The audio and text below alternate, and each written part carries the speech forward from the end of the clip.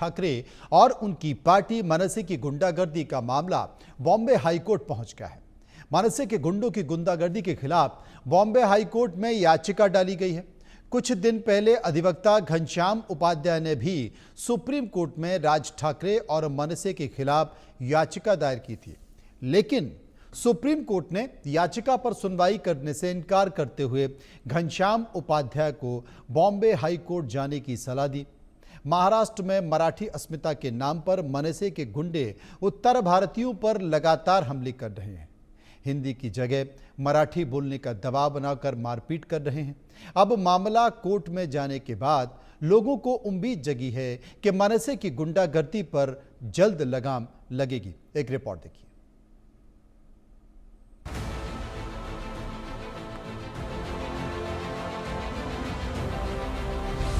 Court का हथौड़ा चलेगा, गुंडा राज रुकेगा। मिलॉर्ड, महाराष्ट्र को गुंडागर्दी से बचाओ। मिलॉर्ड फैसला सुनाएंगे, गुंडा राज को जेल भिजवाएंगे। सरकार का सियासी खेल, मराठी मुद्दा होगा फेल। मिलॉर्ड का इंसाफ, गुंडा राज साफ। महाराष्ट्र में मराठी और हिंदी भाषा को लेकर मनसे की गुंडागर्दी जारी है। मराठी अस्मिता के बहाने राज ठाकरे बीएमसी चुनाव को साधने की कोशिश में लगे हैं, लेकिन अपने सियासी फायदे के लिए ठाकरे समाज का बंटाधार करने में लगे हैं। ये देश संविधान से चलता है, सरकारें भी संविधान के बाहर नहीं है। संविधान ने ही हर देशवासी को कुछ अधिकार भी दिए हैं। संविधान ने देश के नागरिकों को 6 मौलिक अधिकार दिए हैं। इन 6 मौलिक अधिकारों में धार्मिक स्वतंत्रता का अधिकार और सांस्कृतिक और शैक्षिक अधिकार भी दिए हैं। सांस्कृतिक अधिकार के तहत भाषा, लिपि, संस्कृति को बनाए रखने का अधिकार।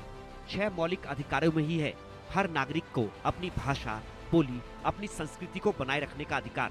महाराष्ट्र में रहने वाले उत्तर भारतीय राज्यों के लोग और गैर मराठी सभी लोगों को संविधान ही अधिकार देता है कि वो अपनी भाषा, बोली में बात कर सकें। चुनी हुई सरकार के पास भी नागरिकों से ये मौलिक अधिकार छीनने की स्वतंत्रता नहीं है। फिर ठाकरे बंधु संविधान के खिलाफ कैसे जा सकते हैं? क्या ठाकरे बंधुओं को संविधान के उल्लंघन की इजाजत है? क्या ठाकरे बंधुओं का भाषा के नाम पर गुंडागर्दी कानून का उल्लंघन नहीं? क्या मनसे का उत्तर भारतीयों के हिंदी बोलने पर मारपीट कानूनी जुर्म नहीं? क्या सरकार को राज ठाकरे और मनसे पर कार्रवाई नहीं करनी चाहिए? राज ठाकरे और मनसे के इसी संविधान का उल्लंघन करने, समाज में भाषा के नाम पर विद्वेष फैलाने और सामाजिक ढांचे को तितर-बितर करने की कोशिश के खिलाफ बॉम्बे हाईकोर्ट में अपील की गई है। महाराष्ट्र में मराठी और गैर मराठी विवाद के खिलाफ सुप्रीम कोर्ट पहुंचे याचिकाकर्ता वकील घनश्याम उपाध्याय को माननीय अदालत ने हाईकोर्ट जाने का आदेश दिया था। इसके अलावा भी हाईकोर्ट में मनसे की गुंडागर्दी के खिलाफ अपील की गई है। बॉम्बे हाईकोर्ट को ही अब राज ठाकरे और उनकी पार्टी के गैर कानूनी चेतावनी और गुंडागर्दी के खिलाफ सुनवाई करनी है और फैसला सुनाना है। महाराष्ट्र में मनसे की मनमानी के खिलाफ आम नागरिकों में गुस्सा, डर और असंतोष की भावना बढ़ रही है। लोगों को उम्मीद है कि सियासी फायदे के लिए मनसे की गुंडागर्दी पर कोर्ट से लगाम जरूर लगेगी। Bureau report, India news.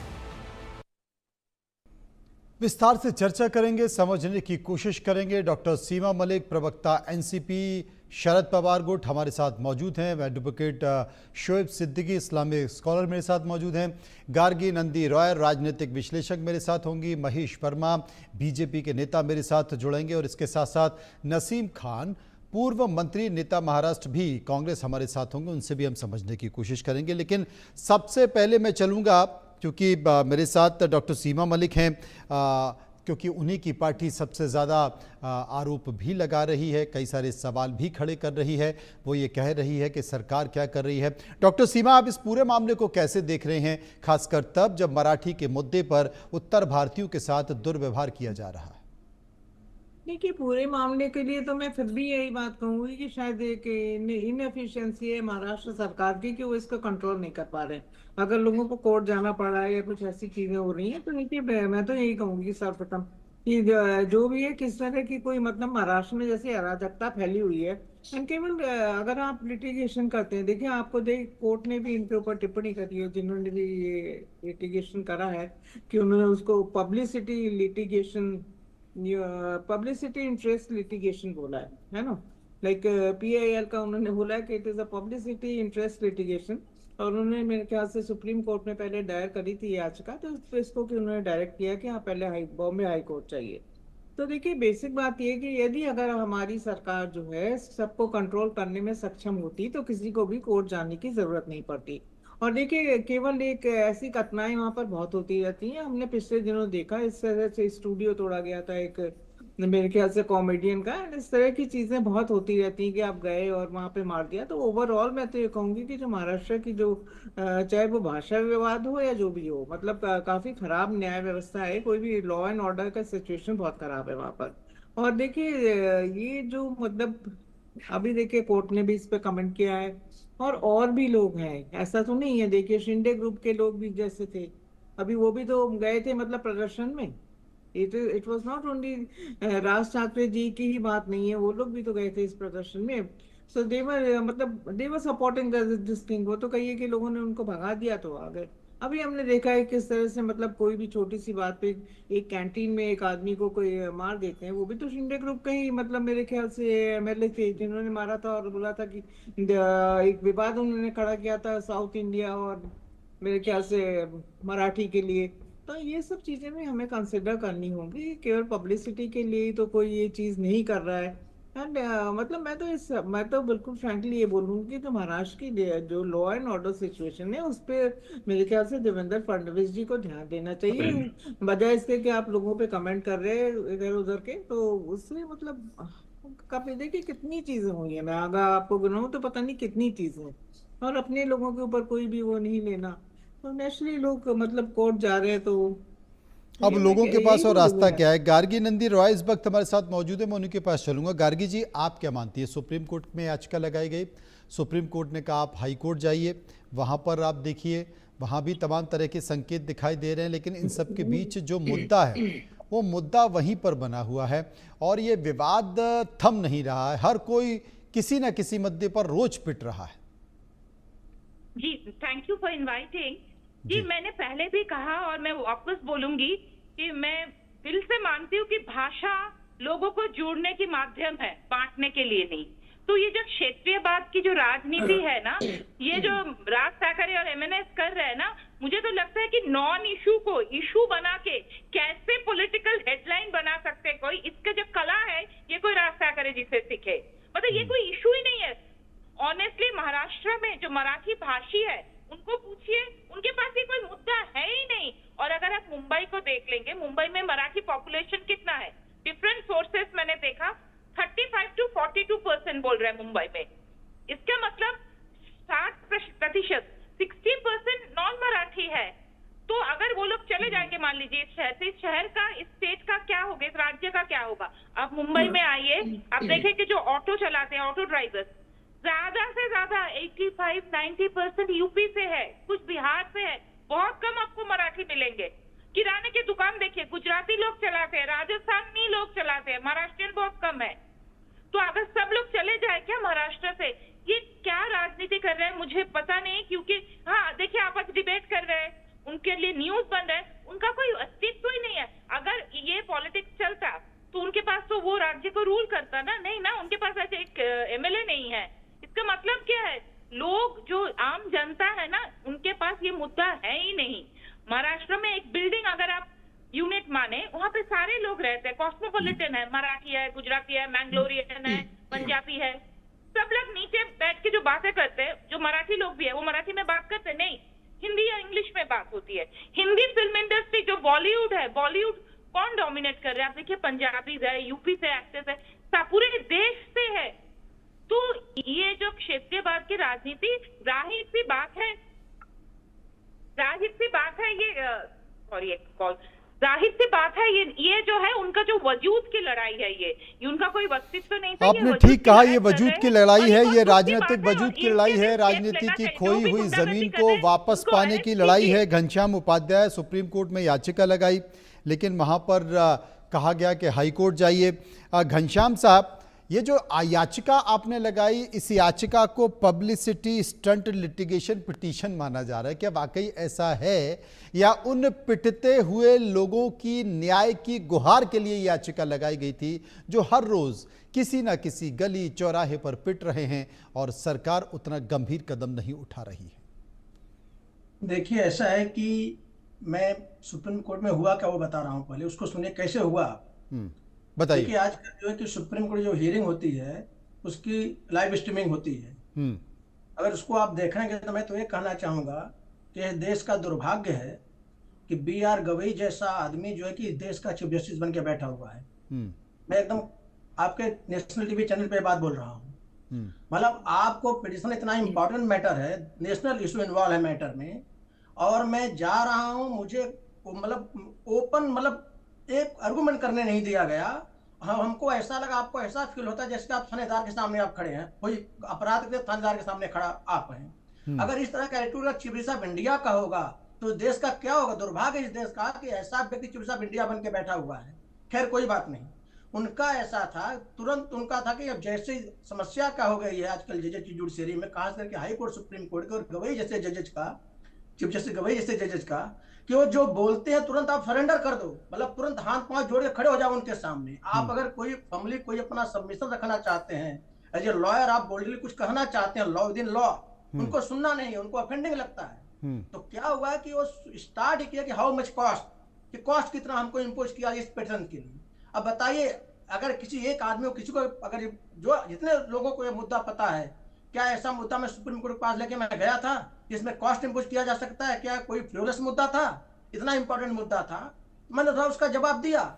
लेकिन घनश्याम साहब एक यहाँ पर मैं ये कहना चाहता हूँ कि कार्यपालिका होती है, अगर हर आदमी न्यायपालिका में पहुंच जाएगा, हर आदमी पिटीशन लेकर न्यायपालिका के पास पहुंच जाएगा और वो भी सुप्रीम कोर्ट में पहुंच जाएगा, तो आप सोचिए कि देश की कितनी बड़ी आबादी है, कितनी बड़ी समस्याएं, कितनी याचिकाएं।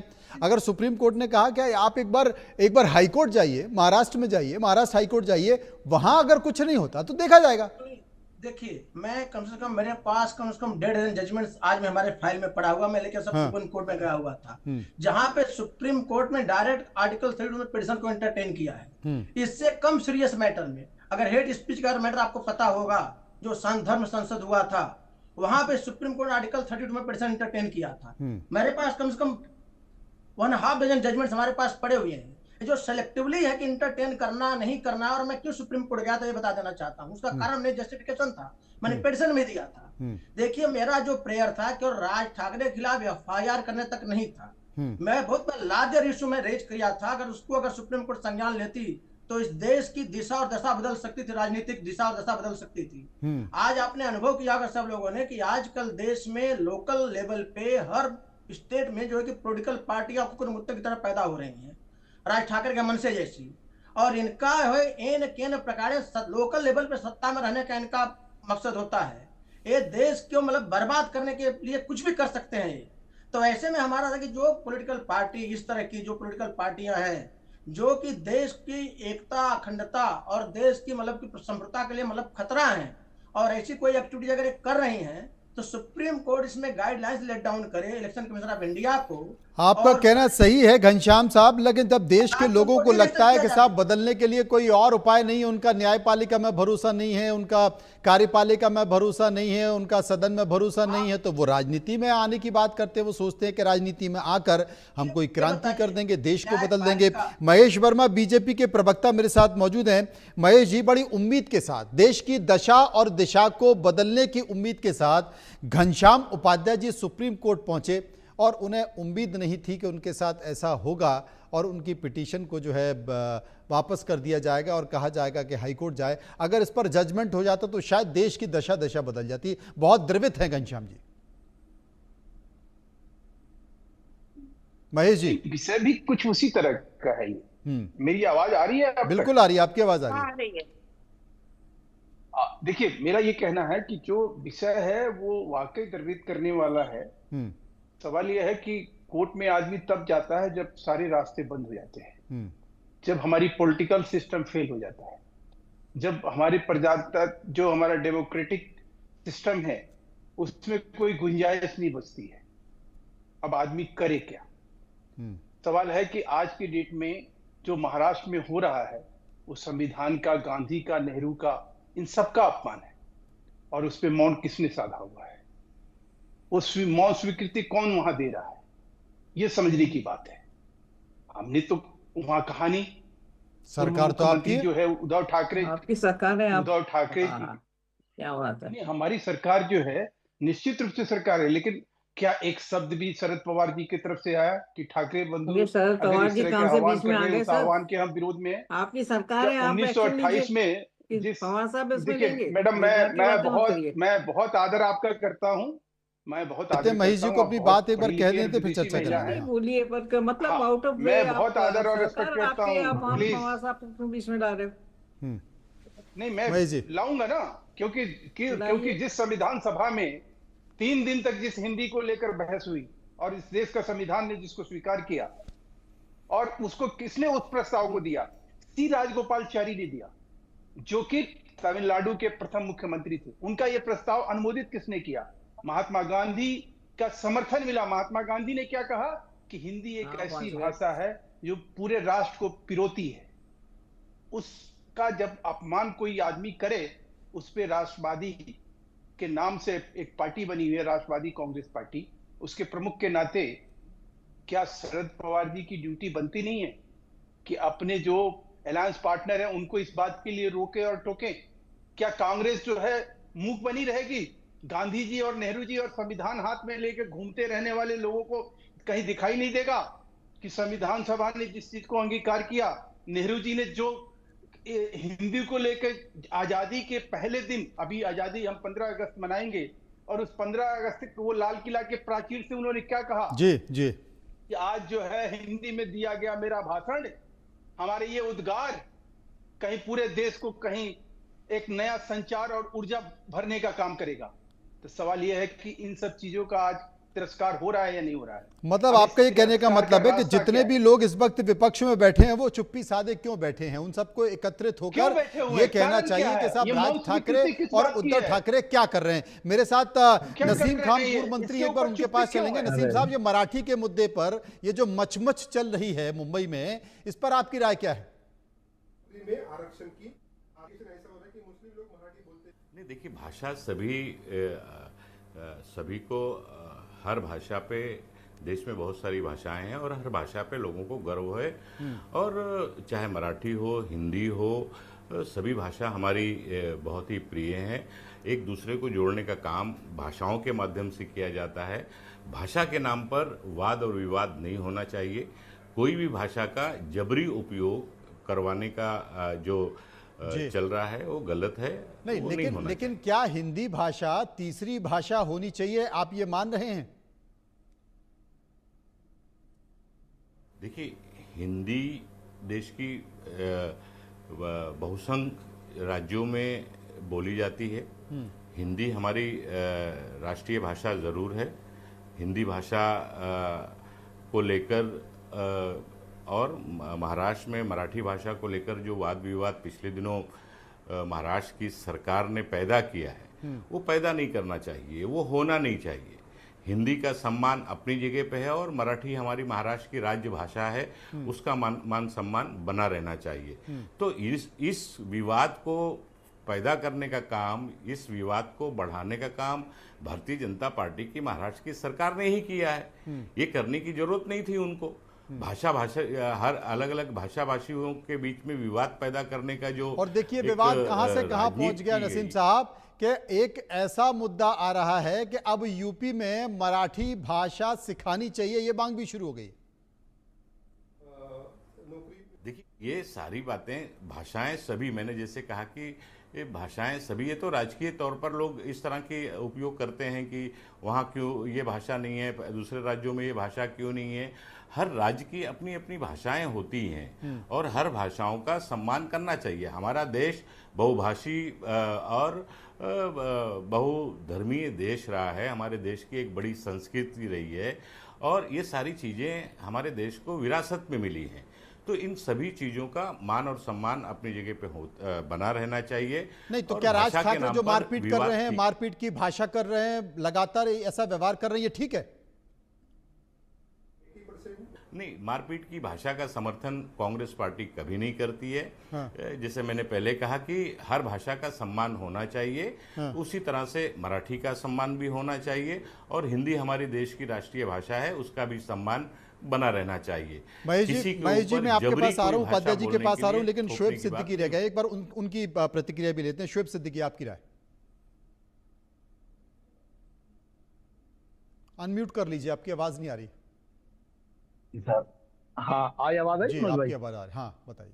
जी जी, खैर बहुत देर कर दिया आपने, लेकिन कोई दिक्कत नहीं है, ऐसे सब देर है लेकिन दुरुस्त है। जी जी जी जी, नहीं कोई दिक्कत नहीं है। मैं एक पैगाम लेके पहुंचता हूँ कि अच्छा पैगाम पहुंचे। देखिए वहां पे मनोज भाई, देखिए ऐसा है कि चूंकि घनश्याम भाई बैठे हैं, हमारे सीनियर एडवोकेट हैं, मैं कुछ सीखने की तरफ से बैठता हूँ। मैं आपको एक बात बता दूं, देखिए होता क्या है, जब मामले बहुत गंभीर हो जाते हैं तो सुप्रीम कोर्ट पे पावर है कि वो डायरेक्ट सुन ले। और आपने देखा है कि बड़े बड़े मामले जो होते हैं, वो केजरीवाल जैसे लोग मामले या बड़े बड़े मंत्रियों के मामले रहते हैं, वो सुप्रीम कोर्ट रात में सुन लेता है। आपने देखा है, तफसील जाएंगे तो दूसरा मेमोरी जाएगा। उन्होंने किस वजह से बैक कर दिया कि हाईकोर्ट जाइए, कहा तो सही, चूंकि सुप्रीम कोर्ट कहेगा तो मानना पड़ेगा, हाईकोर्ट जाना चाहिए, लेकिन वो चाहते तो सुन लेते हैं, सीरियस लेते मैटर को। तो अब बात यहाँ पर आई है, देखिए सिर्फ मनोज भाई यहाँ पर सियासी जमीन तलाशने की बात है इसमें बस। और यहाँ पे मैं सीएम जो वहां के जो है फर्नांडिस जी, उनसे मेरी गुजारिश रही, आप बताइए, एक छोटी सी मिसाल है, जब सांप जो है लाठी मांग रहा हो और आप बांसुरी बजाएंगे तो वो आपके पैर पे काट के चला जाएगा। वहां पर आप देखिए न्यायपालिका कहीं ना कहीं कार्यपालिका पे ही निर्भर रहती है। अगर वो ऑर्डर भी करेंगे सख्ती से पेश आइए, तो किसको करना पड़ेगा? सीएम को करना पड़ेगा। तो सीएम जी को एक्शन बहुत पहले लेना चाहिए था कि जिस तरह की ये वारदात छोटी छोटी हो रही थी, करते करते आज तक बड़ा स्वरूप ले लिया उन्होंने। अब जैसे लोग कह रहे हैं कि कोई पार्टी नहीं बोल रही, बिल्कुल सही कह रहे हैं लोग, वहां पर ऐसा नहीं है। महाराष्ट्र में अगर लोग कह रहे हैं कि महाराष्ट्र उनकी राष्ट्रभाषा, बिल्कुल सही है, मातृभाषा भी कह सकते हैं महाराष्ट्र को। देखिए इसका मतलब यह थोड़ा कि हम दूसरी भाषा को खराब कर देंगे, लेकिन मेरी गुजारिश भी रहेगी, कांग्रेस हो चाहे एनसीपी हो चाहे समाजवादी हो, कोई भी हो, सबको लब्बाई कह के इसकी मुखालफत करनी चाहिए थी, लेकिन किसी ने नहीं करी। सबने कहीं ना कहीं वोट बैंक की सियासत को मंजरेआम पर न लाने के लिए अपनी जमीन तलाशी कि इस पछड़े भर न पड़े। बिल्ली के गले में घंटी बांधे कौन, हर चूहा पीछे हट रहा है और बिल्ली ऐश कर रही है। यहाँ मसला यहाँ ये है कि जैसे अभी आपने कहा यूपी में कहा जाए महाराष्ट्र को सिखाया जाए, तो महाराष्ट्र में हिंदी सिखा दिए, पर हिंदी हमारी राष्ट्रभाषा है, कुछ लोग कहते हैं राजभाषा है। हिंदी में आप देखिए बॉलीवुड में जितनी भी फिल्में बनी 1933 से, जो गूंगी फिल्में थी, उसके बाद 1937 में जो बोलने वाली फिल्म बनी तो हिंदी में बनी। और महाराष्ट्र में आप देखिए अरबों रुपए, कितना बड़ा बाजार है। अब तो दक्षिण भारत की फिल्में हैं जो हिंदी में डब होके आ रही हैं, वो अरबों रुपए का बिजनेस कर रही है, व्यापार कर रही है। मनोज भाई, आप यकीन जानिए कि वहां पे जो ये माया नगरी है, वहाँ अरबों रुपए डेली टर्नओवर गवर्नमेंट इसी लेती है। लोग यहाँ से लखनऊ से पूरे हिंदुस्तान से जाते हैं कि आइए बैंड स्टैंड चले, सलमान खान का घर देख लें। महेश जी कुछ कह रहे थे, समय कम है, महेश जी कुछ कह रहे थे। जी जी, तो इस तरह सस्ती शोहरत पाने की इस तरह बात ना करें, जल्दी संक्षिप्त और ये जल्द से जल्द रोका जाए। मैं चाहता हूँ जल्द से रोका जाए, पाबंदी की जाए। आपने उनसे सवाल दागा और आपने सवाल जो उनसे पूछा, उन्होंने उसका जवाब न देकर उन्होंने बात घुमाने की कोशिश करी। सवाल ये है कि हिंदी राजभाषा है, आप इसको स्वीकार करते हैं। हिंदी का जिस तरह से वहां विरोध हो रहा है, सवाल है कि हम फेल हो गए। मान लीजिए देवेंद्र फडणवीस वहां फेल हो गए, इसका मतलब यह है कि आप चुप रहेंगे? आप ठाकरे बंधुओं के आह्वान को, अभियान को, उनके आंदोलन के, उनके कुकृत्य को कहीं मौन समर्थन करेंगे क्या? मजाक ये है कि आप नहीं, उपाध्याय जी, आप सरकार को उसमें जिम्मेदार मानते हैं कहीं?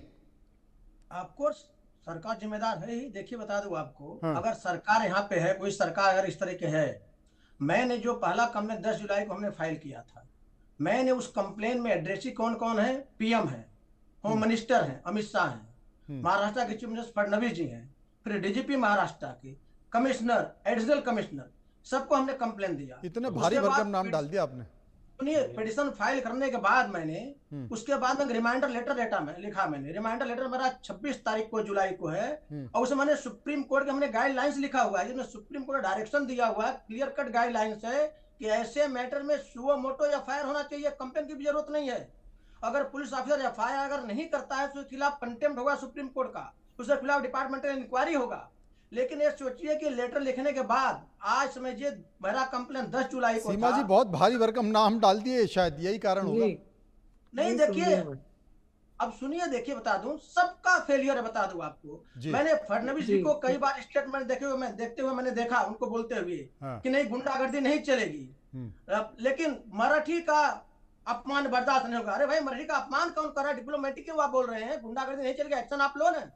आप मराठी का अपमान नहीं चलेगा, ये क्या कहना चाह रहे हैं आप? देखिए यहाँ पे बता दूं, वही तो शोएब साहब कह रहे हैं ना कि बिल्ली के गले में घंटी कौन बांधे। सीमा जी, पार्टियां हैं, सुनिए, जितनी पॉलिटिकल पार्टियां यहाँ पे हर आदमी घंटी बजाता घूम रहा है बीएमसी चुनाव के इर्द गिर्द, अब कौन बांधेगा? क्या डर सता रहा है बीजेपी को कि शायद इस मुद्दे पर अगर FIR कर ले में, तो मेरे ख्याल से बीजेपी का vote bank, Marathi vote bank शायद कम हो जाए। बहुत बड़े गलतफहमी बता दूं आपको, उनका वोट बैंक नॉन स्पीकिंग जो मराठी वाले उनको वोट नहीं देंगे, उससे उनका वोट बैंक कम होगा। वो बड़े गलतफहमी में है। बस एक छोटा सा ब्रेक ले रहे हैं, मैं तुरंत वापस आ रहा हूं, चर्चा जारी।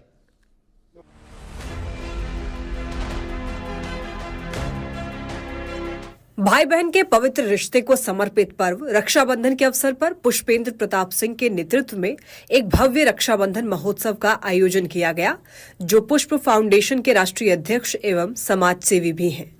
ये राष्ट्रीय स्तर का आयोजन सुबह 8 बजे से देर शाम तक चला, जिसमें विधानसभा भगवंत नगर के प्रत्येक पंचायत और मोहल्ले से बहनों की भारी भीड़ उमड़ी।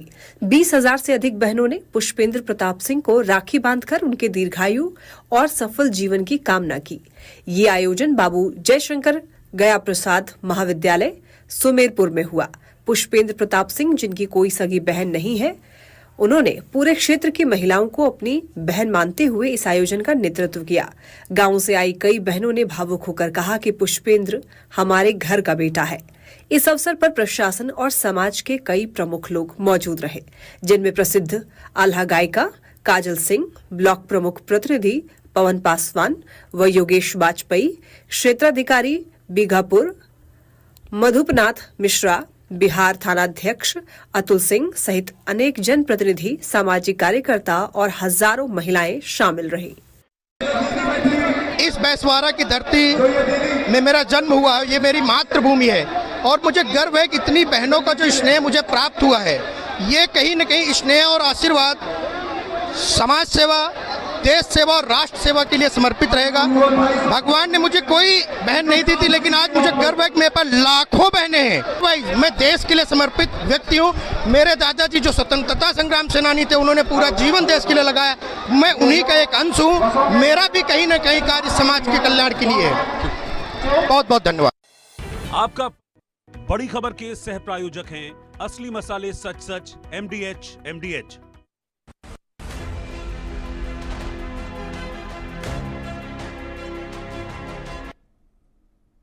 सभी मेहमान मेरे साथ बने हुए, हम चर्चा इस बात को लेकर कर रहे हैं कि मुंबई में इस वक्त जो चल रहा है, आखिर उस पर किसी के माथे पर शिकन है? सरकार के, प्रशासन के, राजनीतिक पार्टियों के, पक्ष के, विपक्ष के, क्योंकि बेगुनाह लोग पिट रहे हैं और चिंता किसी की भी नहीं। सबसे बड़ी बात है कि तमाम सारे गेस्ट मेरे साथ बने हुए, चर्चा हमारी जारी थी, हम लोग इसी पर चर्चा कर रहे थे। मेरे साथ सीमा मलिक मौजूद है। सीमा जी, बात इस बात को लेकर हो रही थी कि आखिर कौन दखल देगा, सरकार क्या कर रही है? उन्होंने कहा कि सरकार जो कर सकती है वो कर रही है। सर, ये सरकार की पूरी जिम्मेवारी है और किसी और के पीछे छिपना या कहना कि ये नेता उनको क्यों नहीं मना कर रहे हैं, उनको क्यों नहीं मना कर रहे हैं, तो फ्रैंकली आप अपने अलायंस को क्यों नहीं बोलते, है ना? इतनी तरह की चीजें हुई है, इतनी तरह की वो भी तो वही कर रहे हैं ना। तो आप अपने अलायंस को तो आप नहीं टोकते। आप बोल रहे हैं कि पवार साहब का नाम क्यों ले रहे हैं इस प्रकरण में, मुझे समझ नहीं आ रहा है, जो मुझे बिल्कुल भी ठीक नहीं लग रही है बात। मैं भी आपका सम्मान करती हूँ जो बीजेपी के प्रवक्ता है, पर इस तरह की चीजें किसी भी बड़े लीडर के बारे में कह देना, फ्रैंकली ये है कि अपनी जो इनकी विफलता है, अपनी विफलता को दूसरों के ऊपर डाल देना। अरे आप ही लॉ एंड ऑर्डर का चीज है, आप क्यों नहीं कंट्रोल करते भाई उसको? आप किसी नेता का नाम ले लोगे, कभी किसी नेता का नाम ले लोगे, ये क्यों नहीं समझा रहे हैं? आपको क्या होता समझा रहे हैं या नहीं समझा रहे हैं? और किसी के समझाने से कौन समझता है? बेसिक बातें ये है कि एक लॉ एंड ऑर्डर की चीज है, जिसको कि जो हमारे मुख्यमंत्री हैं उनको ध्यान देना चाहिए, और ये इन्हीं के द्वारा उत्पन्न किया हुआ विवाद है। महेश जी मुस्कुरा रहे हैं, महेश जी के पास आऊंगा, लेकिन गार्गी जी जल्दी से जवाब दे दीजिए। वापस किया, मुझे तो लगता है ये लोग खुद चाहते हैं कि लड़ाई बंद ना हो। अभी एक इन्होंने देखिए खाने पीने की चीजों पे विवाद शुरू कर दिया, तो दे वांट कि कुछ ना कुछ विवाद होता रहे। और इसको नहीं, खाने पीने की चीजों पर किसने विवाद शुरू कर दिया? जी ये लोग तो हमेशा देखे कि हम लोग ने तो कभी कहा नहीं, हम लोग तो सब आपस में बहुत सम्मान करते हैं एक दूसरे का, चाहे वो क्या हिंदी महेश जी, आप भाषी हर हो, किसी चाहे मामले वो- पर विवाद चाहे शुरू वो कर देते मेरे हैं, ख्याल खाने से पीने की महाराष्ट्र चीजों हो। पर भी विवाद शुरू कर हम लोग दिया सब आपने। एक दूसरे का सम्मान करते हैं, हम भी जानते हैं कि यहाँ पर 22 भाषाएं हैं और सब एक दूसरे का सम्मान करते हैं, पर इस टाइप की नहीं, चीजें इससे मैं लाके बोलूंगा इनकी मौका नहीं डिविजन मिलेगा। पॉलिटिक्स है और कुछ नहीं है, मैं ये कहूंगी। और महेश इस जी, तरह के मुद्दे उठाते हैं ये लोग जानबूझ के। हमारे यहाँ एंड दे मेक राजनेता इट जो है हिंदू ना, मुस्लिम आल्सो बाद या में, फ्रैंकली। कोई भी हो, मतलब एक मैं छोटे सभी पार्टियों के और सभी जितने भी पॉलिटिकल पार्टी के नेता हैं या पॉलिटिकल पार्टी हैं, धर्म और भाषा के नाम पर वो जिस तरह के रुख अख्तियार करते हैं, उसमें राजनीति तो निहित होती है, लेकिन जिस प्रकार की वो एक वातावरण तैयार करते हैं, मैं समझता हूँ कि अभी इस बात को कहीं एनसीपी को और तमाम लोगों को कहीं ये कहना चाहिए कि किसी भावना को आहत करने के बाद आप ये देखिए कि उद्धव ठाकरे जी के बेटे हैं, क्या नाम है उनका, जो टूरिज्म मिनिस्टर थे उनकी सरकार में, आदित्य ठाकरे, वो आदित्य ठाकरे, आदित्य ठाकरे, वो ये कह रहा है कि नवरात्र में जो है नॉन वेज खाना चाहिए। अब आप मनु जी मुझे ये बताइए कि जो इन सब चीजों से परहेज करता है, उसकी भावनाओं को आप इस तरह से आहत करके आपको क्या मिलेगा, किस तरह का वातावरण है। दूसरी बात कि भारतीय संविधान में जो प्रदत्त है आपकी, जो आपके 6 मौलिक अधिकार हैं और 11 कर्तव्य हैं, उन कर्तव्यों में एक कर्तव्य है आपकी अपनी राष्ट्रभाषा, आपकी जो राजभाषा है उसके प्रति आपके कर्तव्य क्या है, उसको लोग पढ़ें, उनको कहीं ना कहीं। मैं आपसे भी गुजारिश करूंगा मनु भाई कि आप भी इस चीज के लिए कहीं ना कहीं लोगों को कहीं एक सामाजिक संदेश के रूप में किसी भी बहस को शुरू करने से पहले ये जरूर आप ये कहें, उन 11 कर्तव्यों में एक कर्तव्य हमारा ये भी है कि जो हमारी हिंदी राष्ट्रभाषा है उसके सम्मान पे अगर चोट लगे तो हमारा कर्तव्य है कि ऐसे लोगों को जो विमुख हो रहे हैं, नहीं वो मैं महेश जी बाद में पढ़ूंगा, लेकिन जो राज्य का मुखिया या राष्ट्र का मुखिया है, वो जो सबसे पहले अपनी संवैधानिक शपथ लेता है, सबसे पहले तो वो अपनी शपथ का निर्वहन करे। कि अगर राज्य में इस तरह की घटनाएं घट रही हैं, एक के बाद एक घटनाएं घट रही हैं, तो उस शपथ का क्या, वो शपथ को लेकर क्यों उन व्यक्तियों के खिलाफ, मैं तो देखता हूं कि जरा सी घटना जो लोग करते हैं उनके घर टूट जाते हैं, उनके घर पर बुलडोजर चल जाते हैं, उनका जुलूस निकल जाता है, लोगों का कुछ नहीं हो रहा। ये घटना जो है प्रायोजित है, ये घटना जो है ये प्रायोजित एक प्रायोजन के जरिए हो रहा है, एक 2 भाइयों की जो है प्रायोजित अपराध का जो एक अभियान है वो शुरू किया गया। ऐसा तो नहीं है ना तो कि दोनों भाइयों से सरकार को डर लगता है? नहीं, क्या दोनों भाइयों से सरकार को डर लगता है? क्या दोनों भाइयों से सरकार डरी हुई है? नहीं, हम सरकार अगर डरी होती नहीं तो फिर क्यों कार्रवाई नहीं होती? डर क्यों नहीं है लोगों से कम? लगभग 7 नहीं मैं बोलिए, आप बोलिए मैडम, आप बताइए, मैं गलत कह रहा हूँ? इस समय सैकड़ों FIR दर्ज हुए इस घटना को लेकर, और लगातार जो है सरकार वहां हर तरह से सख्ताई बरती हुई है, और मुख्यमंत्री ने स्पष्ट रूप से कह दिया कि इस तरह के कोई भी कुकृत्य जो है और इस तरह के घटनाओं को अगर किसी ने भी अंजाम दिया तो उसका बुरा हाशिर होगा। घनश्याम जी, क्या बुरा हाश हो रहा है? घनश्याम जी, आप तो याचिका लेकर सुप्रीम कोर्ट पहुंचे थे, बुरा हाश हो रहा है? महेश जी, मैं तो कोई मतलब ऐसा दिख नहीं रहा है मुझे। और आपको बता दूं, मुझे बताइए कि राज ठाकरे के खिलाफ कितने FIR हुए हैं, उनको अरेस्ट क्यों नहीं किया गया?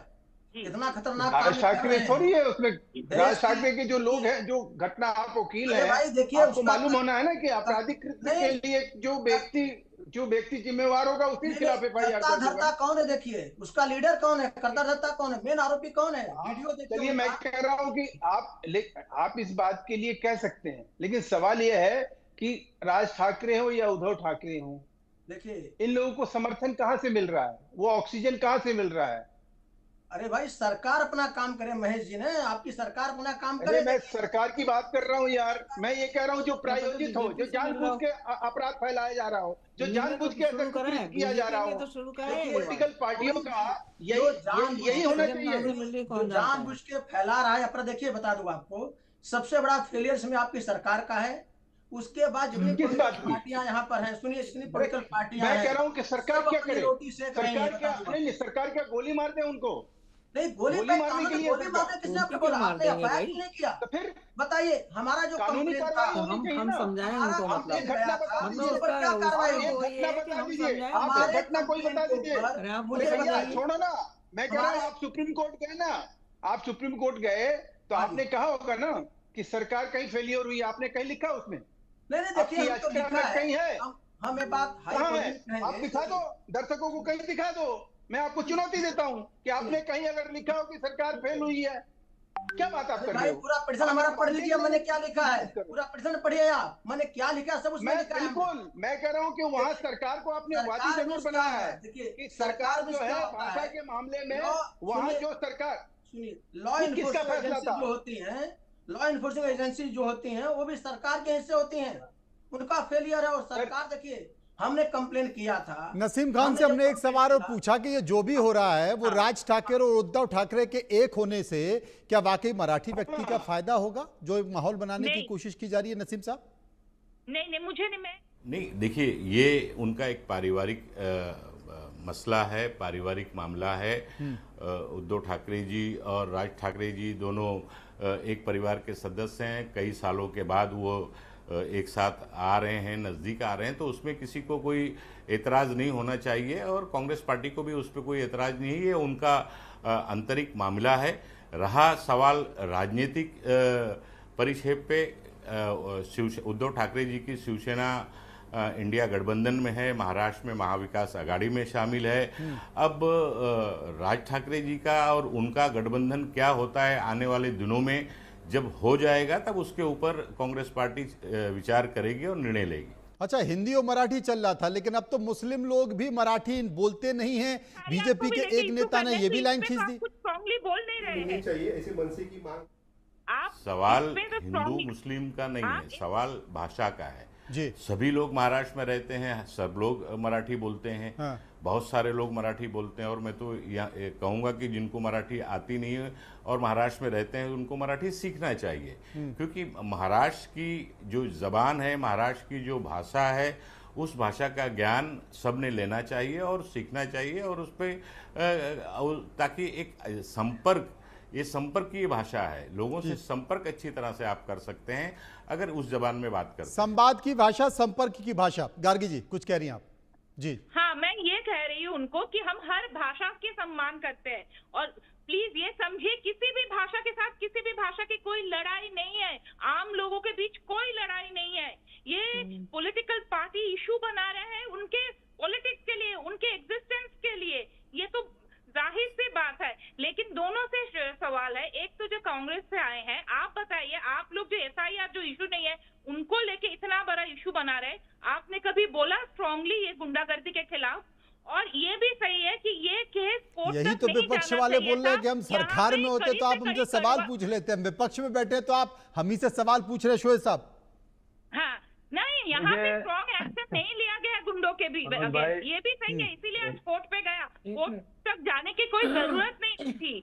अगर ये लोग अरेस्ट हो जाते, जो भी मारपीट किया उनको अगर नहीं हो पाएगा ना, घूम रहे तो कॉलर ऊपर करके घूम रहे हैं, ये भी कॉलर खड़ा कर घूम रहे हैं। शोएब साहब, सरकार अगर चाहे तो देखिए अमित भाई, मनोज भाई देखिए मनोज भाई, हाँ मैं बोलूं मनोज भाई? हाँ बोल, प्लीज प्लीज। देखिए जी देखिए मनोज साहब, ऐसा होता है कि जब अपनी कमी छुपानी हो तो दूसरे कमी तलाशो, जब अपने ऐप छुपाने तो दूसरे ऐप तलाशो।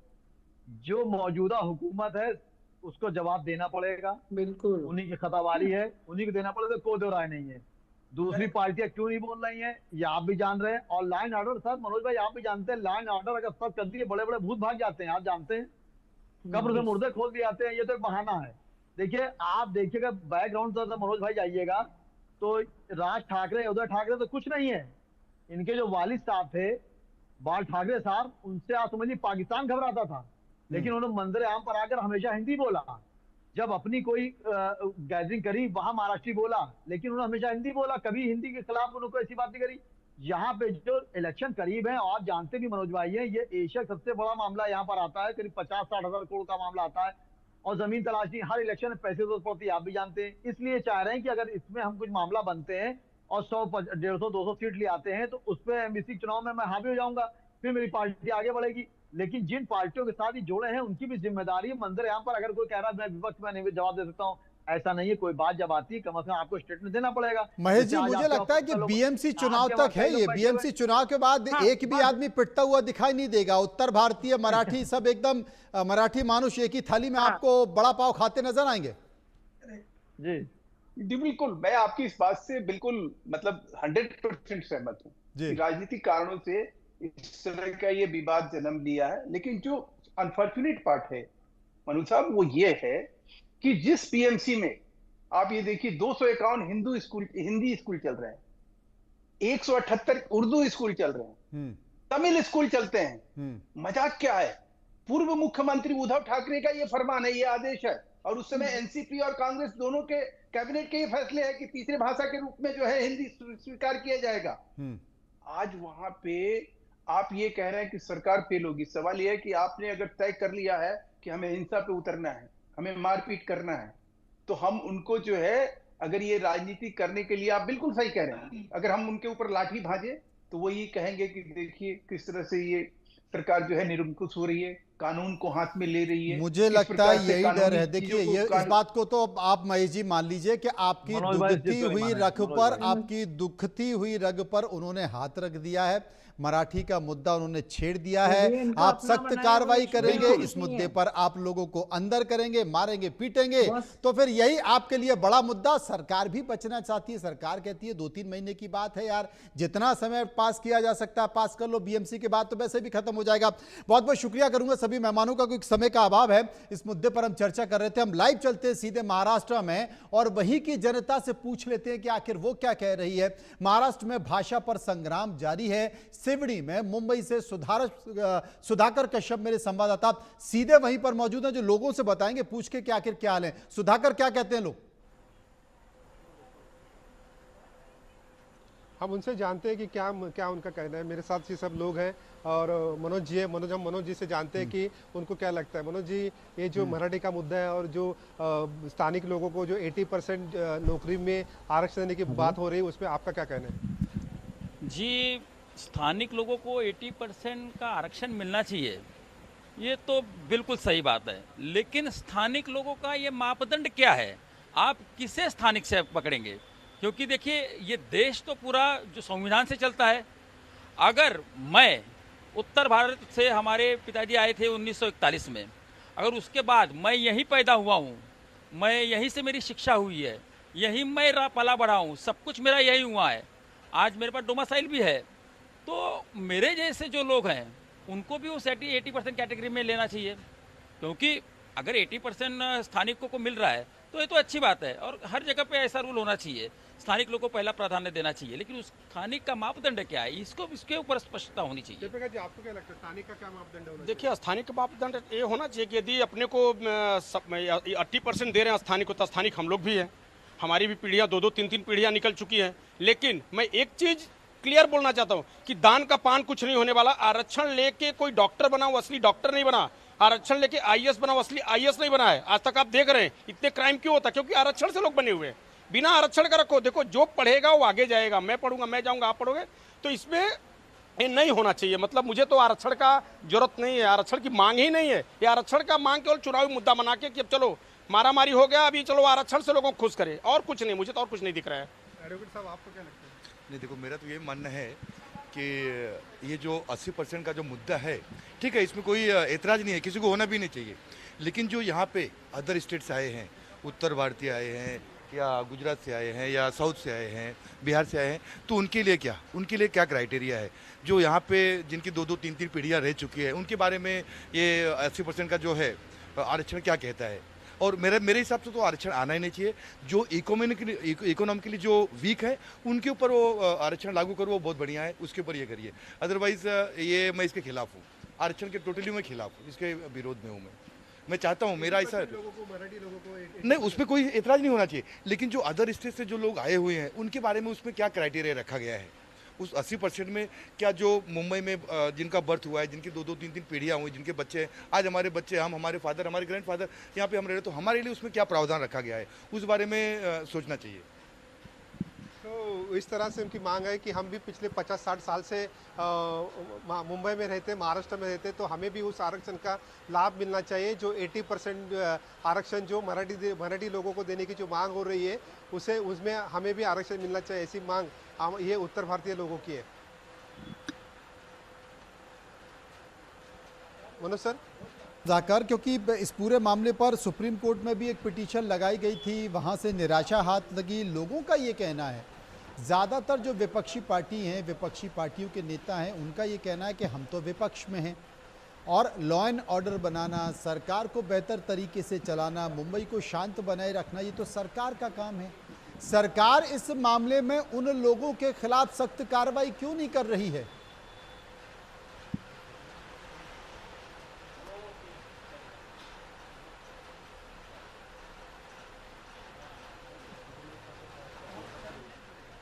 सुधाकर जी, आवाज आ रही है?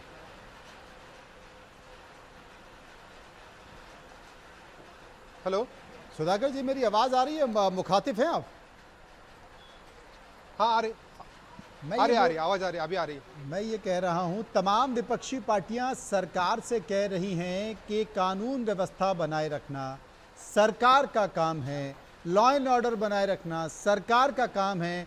ये जो मनसे के गुंडे हैं, सरकार इनका सही इलाज क्यों नहीं कर रही है? इनके खिलाफ सख्त कार्रवाई क्यों नहीं कर रही है?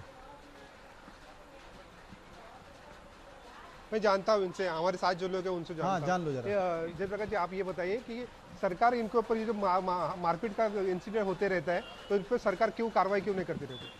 देखिए, सरकार को कार्रवाई करना चाहिए। सब जो मुद्दा है उसके ऊपर सरकार किस लिए चुन के आती है?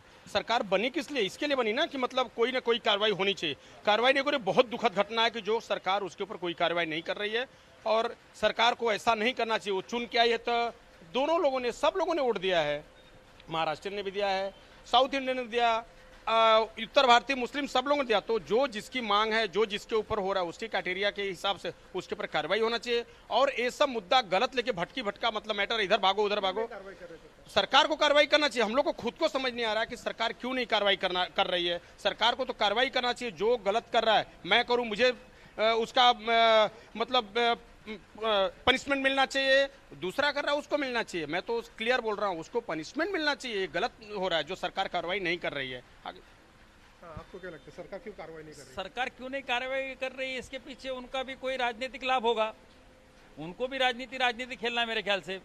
क्योंकि जहाँ तक उत्तर भारतीयों का और मराठी भाषियों का सवाल है, क्योंकि सरकार तो हमेशा जो आज स्टेट गवर्नमेंट जो बैठी है, उन्हें अगर वो एक्शन नहीं ले रहे हैं तो कहीं ना कहीं वो अपना हित क्या है उसमें अपनी राजनीतिक रोटियां सेकने का कोशिश कर रहे हैं। मुझे तो ऐसा लगता है। ठीक सर, आप क्या बताएंगे, सरकार क्यों कार्रवाई नहीं, मेरा तो ऐसा मानना है कि कार्रवाई सरकार नहीं कर रही है। ऐसा मैं पूरी तरह इसको ये करता हूँ, क्योंकि सरकार कार्रवाई कर रही है। और अभी जो अपने पनवेल या यहाँ पे जो हुआ है बीच में, जो इंसिडेंट जो होटल वगैरह को तोड़ा गया, उसमें से कुछ 10 से 11 लोग को अरेस्ट किया गया है। ऐसा नहीं है। और कुछ 50 से 60 लोगों के जो जिनका नाम का ये नहीं है, उसके खिलाफ भी किया गया। ऐसा नहीं है, सरकार एक्शन ले रही है, बट थोड़ा सोच के, क्योंकि क्या है ना, ये पॉलिटिकल मुद्दा इसको बना दिया है। ये इलेक्शन जो नज़दीक आ गया ना कॉर्पोरेशन का, उसको मुद्दा बनाया गया है। इसलिए ज़रा सरकार भी थोड़ा सोच के मतलब ये कर रही है, बट सरकार कार्रवाई कर रही है। जी, सरकार कार्रवाई कर रही है, ऐसा इनका कहना है कि लोगों के ऊपर एफआईआर रजिस्टर हुआ है। और कुछ लोगों का कहना है कि सरकार भी मिली भगत हो सकती है, ऐसा इनका मुद्दा है। मनोज जी, एक चीज और बताइए सुधाकर जी, ये जो तमाम सारी परिस्थितियों के बीच अब सरकार के बहुत सारे नेता ये कह रहे हैं कि कांग्रेस क्यों चुप है, शरद पवार क्यों चुप हैं, जो महाविकास अघाड़ी है उसके जितने भी गठबंधन के साथी हैं वो क्यों चुप बैठे हुए हैं? उनको भी तो बोलना चाहिए, उनको आगे आना चाहिए कि भाई उद्धव ठाकरे को समझाना चाहिए कि उद्धव ठाकरे तुम भी समझो और राज ठाकरे को भी समझाओ कि उत्तर भारतीयों के साथ ऐसा व्यवहार मत करो, क्योंकि कांग्रेस को तो अभी बिहार में भी चुनाव लड़ने जाना है, वहां पर भी वोट मांगने हैं।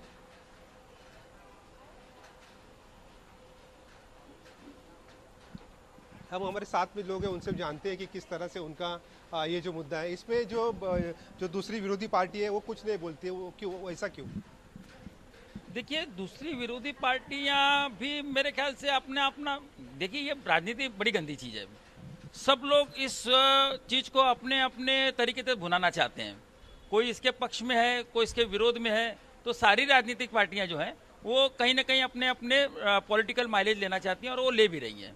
और ये ऐसा हमेशा होना नहीं चाहिए, क्योंकि देखिए, जैसे कि आज हर किसी को जो एक संविधान बना है, हर एक को कहीं को किसी को भी जाके कमाने का एक हक है। लेकिन अगर ये 80% की मांग जो है वो हो रही है तो मैं इसे जायज़ समझता हूँ।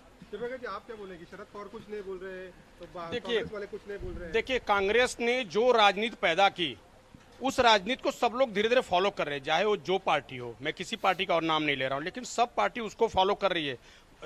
राजनीति में कुर्सी लेने के लिए वो मारा जा रहा है, वो पीटा जा रहा है, उधर राजनीति हो, लेकिन भाषा की राजनीति हो रही है। कोई पार्टी हो लिया, कांग्रेस तो बोलेगी नहीं। कांग्रेस तो बीजेपी सरकार जब तक रहेगी तब तक वो विपक्ष में रहेगी। अभी है ना कि एक अभी आजकल ट्रेंड चल गया कि ट्रम्प ने जब मोदी जी के साथ थे तब कांग्रेस उसके विपक्ष में थी, और जब मोदी जी को ट्रम्प ने छोड़ा तो कांग्रेस उसके साथ हो गई। तो कांग्रेस का क्या करना है? कांग्रेस तो विपक्षी पार्टी है। कांग्रेस को देश को बेचना है और कुछ नहीं करना है। कांग्रेस बेचने के लिए बैठी है, आज मिले पूरे देश को बेचेगी। ये तो बहुत भाग्यशाली है हिंदुस्तान के लोग हैं जो मोदी जी ऐसे लोग आए, जो मोदी जी आके संभाल लिए हैं। नहीं तो इंडिया भारत बिक गया होता। ये 100% है। आपको क्या लगता है ये मामले बारे में राज ठाकरे के खिलाफ कोई पार्टी बात नहीं कर रही, ना शरद पवार बात कर रहे हैं, ना कांग्रेस वाले बात कर रहे हैं? देखो, इसका सिंपल एक रीजन है कि ये जो बीएमसी का चुनाव आ रहा है, इसके पहले आपने सुना क्या? अभी असेंबली का या पार्लियामेंट्री इलेक्शन हुआ था, उसमें कहीं आपने जातिवाद का देखा था? हिंदू मराठी का ऐसा कुछ सुना था? नहीं, क्योंकि ये लोकल जो इलेक्शन आया बीएमसी का, ये बीएमसी जो है बहुत बड़ी मतलब मुंबई का जो एक ये है आर्थिक ये है बजट है, इसकी वजह से ये खाली मराठी और हिंदू का ये मुद्दा उठाया गया है, और बाकी ये कुछ है नहीं। ये आप जैसे इलेक्शन खत्म होगा ना, वैसे आप देखेंगे ये मुद्दा खत्म हो जाएगा। और जहाँ तक पार्टियां नहीं बोल रही हैं, देखिए बीजेपी के अलावा जितनी भी पार्टियां हैं सब बीजेपी के अगेंस्ट में हैं। तो वो अगर उसके खिलाफ उनके बोलते हैं, उनकी पार्टी से जुड़े हुए हैं, अगर उनके खिलाफ जाते हैं तो शिवसेना कांग्रेस का ये हो जाएगा, शिवसेना एनसीपी का हो जाएगा। उद्धव बाला साहब ठाकरे का जो शिवसेना है उसमें क्यों उनके खिलाफ क्यों नहीं जा सकते? क्यों कि राज ठाकरे जी उनके साथ में जुड़े हुए हैं। तो ये मुद्दा यही समय है कि भैया चुप रहो और देखो, रोटी अपना सेको। बीएमसी इलेक्शन जो आ रहा है उसका फायदा उठाओ सभी लोग, बस यही खाली एक मुद्दा है। यही मुद्दा है कि जो महाविकास आघाड़ी का मुद्दा है, राज ठाकरे पे कुछ अभी कुछ बात की तो राज ठाकरे जो है उद्धव ठाकरे से संबंधित है और उद्धव ठाकरे जो है महाविकास आघाड़ी से संबंधित है। तो ये जो मुद्दा है इसी के लिए बाकी की पार्टी जो कुछ बोल रहे नहीं है, ऐसा इनका कहना है।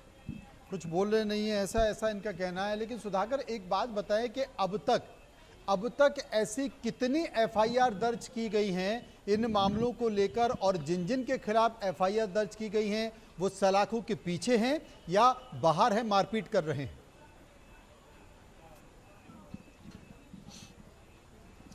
जो इंसिडेंट हुई उसी बारे में एफआईआर रजिस्टर हुई, लेकिन ये जो मामला जो है मारपीट का मामला है, चाटा मारने का जो मामला है, ये गाली गलौज करने का मामला है, ये जो है ये कॉग्निजेबल में नहीं आता है, नॉन कॉग्निजेबल में आता है। तो इसी के मुद्दे पर जो है उनको पर इमीडिएट उनको टेबल जमानत मिल जाती है। तो ये सब आरोपी जो है बाहर है, कोई अंदर नहीं है, जेल में कोई नहीं है। सब आरोपी जो है मतलब वो मीरा रोड का आरोपी हो, पनवेल के आरोपी हो, थाना के आरोपी हो, कहीं पर जो भी इंसिडेंट हुए पिछले कुछ दिनों में 7-8 इंसिडेंट हुई है, सभी आरोपी जो है अभी बाहर है, कोई भी जेल में नहीं है। बिल्कुल आपने सही कहा कि ये छोटी सी चाटा मारने की घटना का मामला है, गाली गलौज की घटना का मामला है, तो थाने से ही इनको ज़मानत मिल जाती है और ये फिर निकल जाते हैं अपने अगले टास्क की ओर और फिर कान के नीचे फिर बजा देते हैं। लेकिन ये देश की एकता और अखंडता को खराब कर रहे हैं, देश के सांप्रदायिक सौहार्द को खराब कर रहे हैं। ऐसे तमाम मामलों के ऊपर एनएसए लगाया जाना चाहिए, रसूका लगाया जाना चाहिए और इन्हें जिला बदर किया जाना चाहिए। ये कार्रवाई होगी, उसके बाद हो सकता है कि इस तरह की घटना रुकेंगी। बहुत बहुत शुक्रिया करेंगे सुधाकर आपका।